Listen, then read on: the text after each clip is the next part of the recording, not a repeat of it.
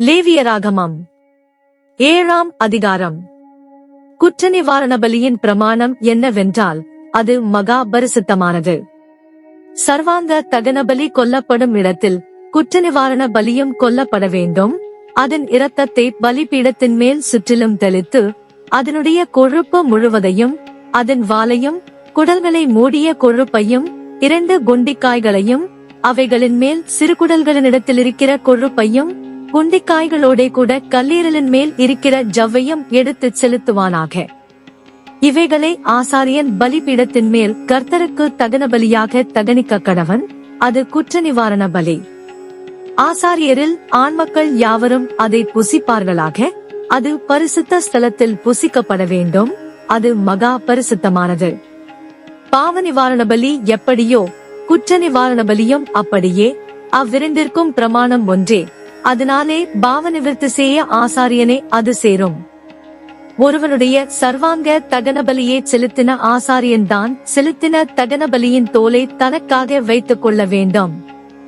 அடுப்பிலே பாகம் பண்ணப்பட்டதும் சட்டியிலும் தட்டின் மேலும் சமைக்கப்பட்டதுமான போஜன பலி யாவும் அதை செலுத்துகிற ஆசாரியனுடையவைகளாயிருக்கும். எண்ணெயிலே பிசைந்ததும் எண்ணெயிலே பிசையாததுமான சகல போஜன பலியும் ஆரோனுடைய குமாரர் யாவருக்கும் சரிபங்காக சேர வேண்டும்.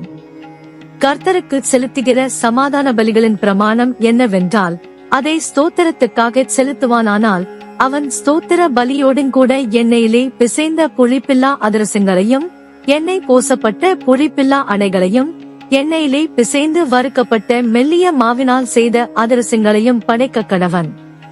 அவைகளை படைக்கிறதும் அல்லாமல் புளித்த மாவினால் செய்த அப்பத்தையும் தன்னுடைய சமாதான பலியாகிய ஸ்தோத்திர பலியோடு கூட படைக்க வேண்டும்.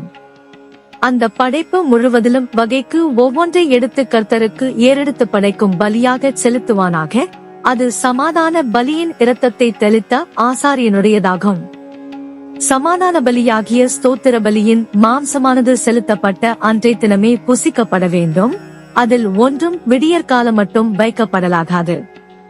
அவன் செலுத்தும் பலி பொருத்தனையாயாவது உற்சாக பலியாயாவது இருக்குமானால் அது செலுத்தப்படும் நாளிலும் அதில் மீதியானது மறுநாளிலும் புசிக்கப்படலாம். பலியின் மாம்சத்தில் மீதியாயிருக்கிறது 3ஆம் நாளில் அக்கினியிலே சுட்டெரிக்கப்பட கடவது. சமாதான பலியின் மாம்சத்தில் மீதியானது 3ஆம் நாளில் புசிக்கப்படுமானால் அது அங்கீகரிக்கப்படாது. அதை செலுத்தினவனுக்கு அது பலிக்காது. அது அருவருப்பாயிருக்கும். அதை புசிக்கிறவன் தன் அக்கிரமத்தை சுமப்பான். தீட்டான எந்த வஸ்துவிலாவது அந்த மாம்சம் பட்டதானால் அது புசிக்கப்படாமல் அக்கினியிலே சுட்டெரிக்கப்பட கடவது. மற்ற மாம்சத்தையோ சுத்தமாயிருக்கிறவனவனும் புசிக்கலாம். ஒருவன் தீட்டுள்ளவனாயிருக்கையில் கர்த்தருடைய சமாதான பலியின் மாம்சத்தை புசித்தால் அவன் தன் ஜனத்தாரில் இராதபடிக்கு அறுப்புண்டு போவான்.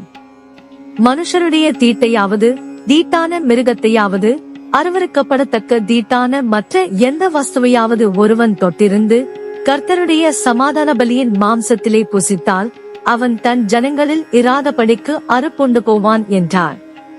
பின்னும் கர்த்தர் மோசேயை நோக்கி, நீ இஸ்ரவேல் புத்திரரோடே சொல்ல வேண்டியது என்னவென்றால், மாடு ஆடு வெள்ளாடு என்பவைகளின் கொழுப்பை நீங்கள் புசிக்கலாகாது.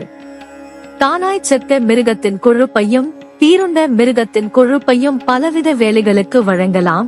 ஆனாலும் நீங்கள் அதை ஒருபோதும் புசிக்கலாகாது. கர்த்தருக்கு தகன பலியாக செலுத்தப்படும் மிருகத்தின் கொழுப்பை புசிக்கிற எந்த ஆத்துமாவும் தன் ஜனங்களில் இராதபடிக்கு அறுப்புண்டு போவான். உங்கள் வாசஸ்தலங்களில் எங்கும் யாதொரு பறவையின் இரத்தத்தையாவது யாதொரு மிருகத்தின் இரத்தத்தையாவது புசிக்கலாகாது. எவ்வித இரத்தத்தையாகிலும் புசிக்கிற எவனும் தன் ஜனங்களில் இராதபடிக்கு அறுப்புண்டு போவான் என்று சொல் என்றார்.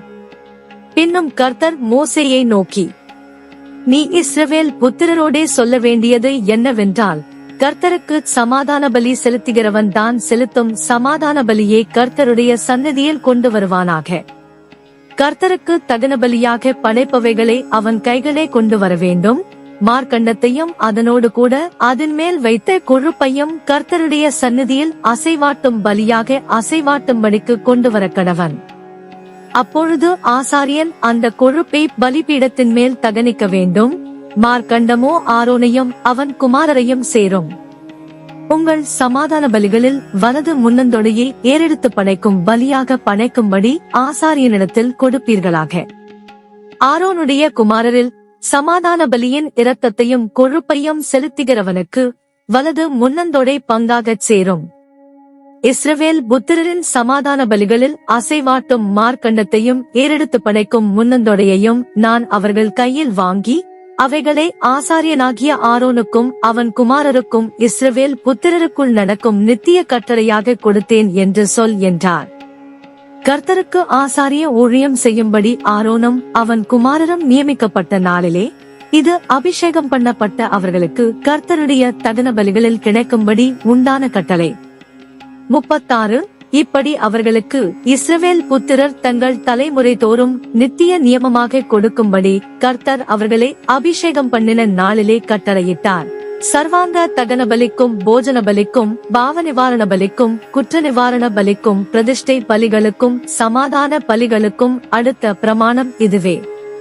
கர்த்தருக்கு தங்கள் பலிகளை செலுத்த வேண்டும் என்று அவர் இஸ்ரவேல் புத்திரருக்கு சீனாய் வனாந்தரத்திலே கற்பிக்கும் போது இவைகளை மோசேக்கு சீனாய் மலையில் கட்டளையிட்டார்.